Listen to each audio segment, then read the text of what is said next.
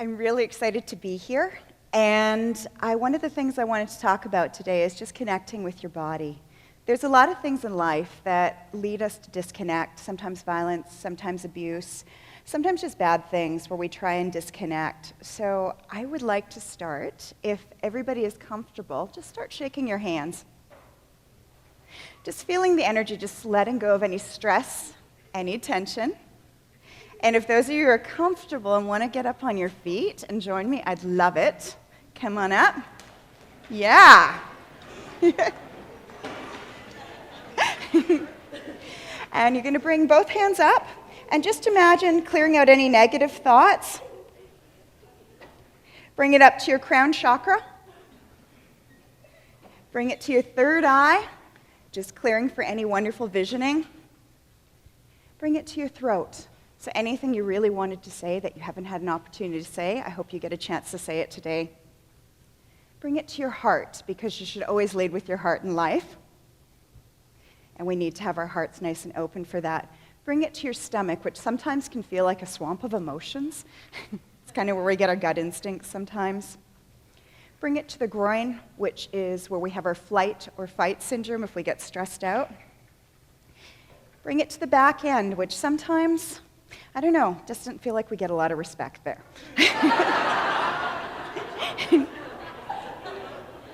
And imagine all the stress, all that tension, and we're going to go on the count of 3, taking a nice deep breath, and on the exhale, imagine chucking it in front of you into the floor. So 1, 2, 3, and 2 more times. 1, 2, 3, 1 more. 1, 2, 3, and just gently start stomping on that. We're going to be, I want you to think of this as if we are, making the most finest wine of our energy. So just gently recycling all that lovely stuff, mulching that energy into the best energy possible. And when you're ready, feet nice and wide, what we call Wuji position in Qigong. Take a nice deep inhale and scoop up some of that energy. And filling yourself up. And one more. Thank you so much, you guys. How do you feel? Feeling good? Isn't it awesome just to be really connected with your breath, with your body, where you kind of feel really alive and kind of a little warm and tingly? I think it's really important in terms of life to be able to connect that way. And sometimes we forget, we get in our heads where we think, oh my goodness, this is good, is this wrong, etc., etc. And sometimes with that, we start doubting ourselves. And it's really important to connect back with our bodies in such a huge way, so I'm really grateful that you did that with me. Thank you. In terms of connecting with your body, one of the reasons I find it really important, besides the fact I grew up dancing, doing musical theater, my best friend from theater school started dating someone who was going to school to become a pastor. And they started working for a transition home for survival sex workers who were trying to get out of the sex trade. And one night, we were out for drinks, and somebody ended up just making fun of her about the fact that she worked with people who had been in the sex trade, about the fact there was addiction issues, prostitution, etc. So this upset her, and she went home and she wrote a script about a girl who wakes up on her 19th birthday, and she's woken up after overdosing on crack. And she called me and she said, hey, Caroline, would you do me a huge favor? And I said, sure, what do you want? And she said, I'd be over the moon if you could play this young girl where she goes from a 14-year-old middle-class suburban girl to a downtown east side sex trade worker who gets recruited by her best friend and her boyfriend. And I said, sure. So I started volunteering in the downtown east side for partly selfish reasons. As an actor, I wanted to do a really good job. As well, I wanted to help out my friend. So I wasn't there for altruistic reasons to help the woman necessarily. I started volunteering where there was a soup kitchen. Many of the women would come in who had dealt with severe violence. Sometimes, especially at that stage, they'd be living in some of the hotels on the downtown east side, which have improved a lot since 2000, or back then where sometimes there'd be a bathroom at the end of the hall. And sometimes women would come in who had dealt with physical or sexual violence. Sometimes they'd need to change their clothes, want to have a shower and just feel clean. Sometimes they'd remember what happened. Other times they wouldn't. They just want to feel better. And one night when I was there, a woman came in. She had dealt with some severe violence, and she didn't want to eat. She didn't want to speak. She didn't want us to call the police or fill in what we called the red alert sheet to alert other women in the area. When I finally asked the obvious question, which is, what do you want? She said, I just want to feel clean. So I said, okay. I went and got a towel, and when a shower came available, she went and showered up. Afterwards, she was looking through the donations of a pile of clothing to just see what was there. And she ended up finding a curling iron, so she plugged it in, and when it got hot enough to curl her hair, she realized she couldn't quite get her arm up because her arm was so battered. And I was watching her, and finally I couldn't stand it anymore because she looked like she was about to start to cry. And I said, look, I'm not a hairdresser, but I'd be more than willing to give it a go. And she said to me, really? I said, yeah, I can't promise you I'm going to be any good at it because I'm not very good at doing hair, but I'd be more than happy to help. And she said, okay. So the next thing I knew, we were laughing, we were joking, and by the end of it, she thanked me. And she thanked me because I made her feel human. Human contact is so important. Being able to connect with other people, being able to connect with ourselves is huge.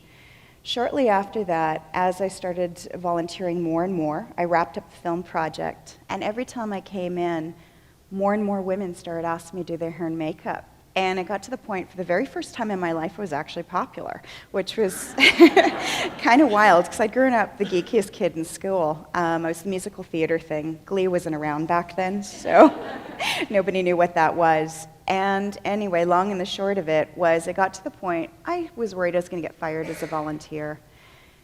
And I spoke to the volunteer coordinator and said, look, I know this is silly, because I know these women need shelter. They need food, they need support in regards to dealing with violence, they don't need a makeover. But this is what they want from me, and it's just really organically grown, where now I've got a lot of people, and I'm not a beautician, and I'd like to honor that request, because I really love the women.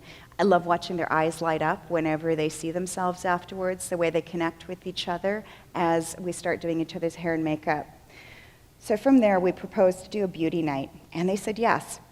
So one of the first women I met at the shelter helped me with the posters. We flyered up the downtown east side and ended up recruiting a lot of people, actually. We ended up recruiting 14 people at the beginning, and we had a hair station, a makeup station, a nail station. We even had a massage station.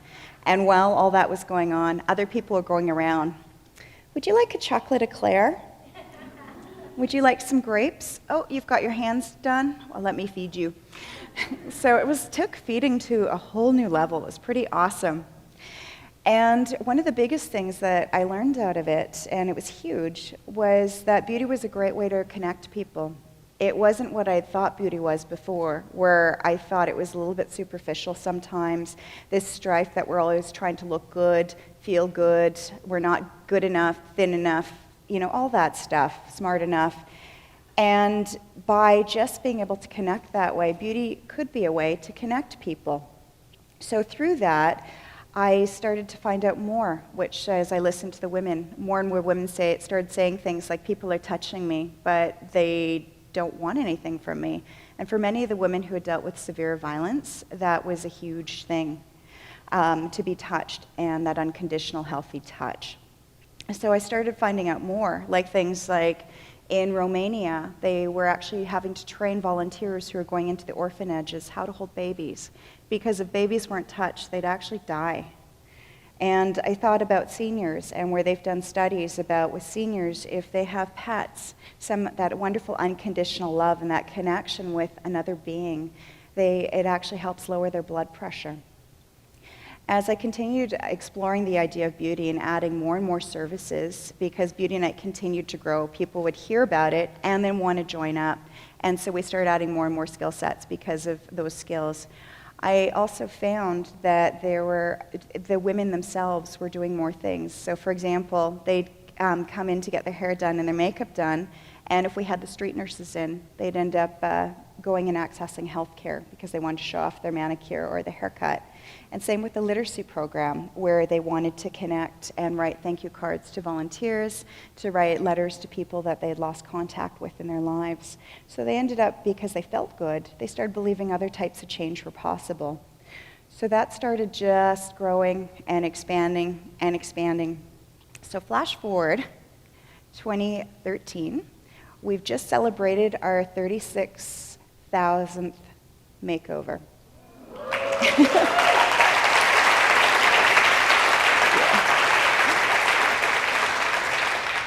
And some of the women have started volunteering. Last night when I was here, several of the women, about 40% of our volunteers for our last night's beauty night we did were actually previous participants who were wanting to give back and connect.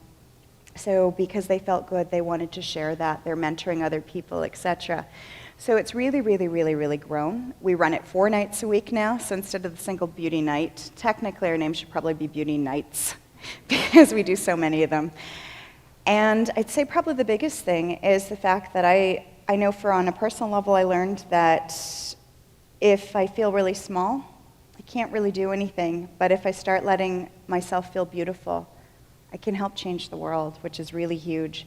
And with all the amazing volunteers we have, each one of them sometimes starts volunteering for our cause or for other causes where they just get really inspired. And if you think of people like rubies, where each of us have an amazing, amazing sides to us, it's just a matter of what do you want to polish today? What do you want to shine and bestow upon the world?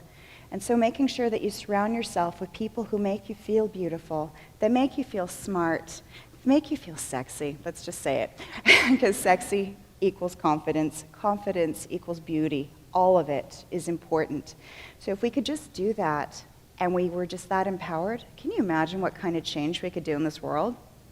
We'd be making this world an entire makeover.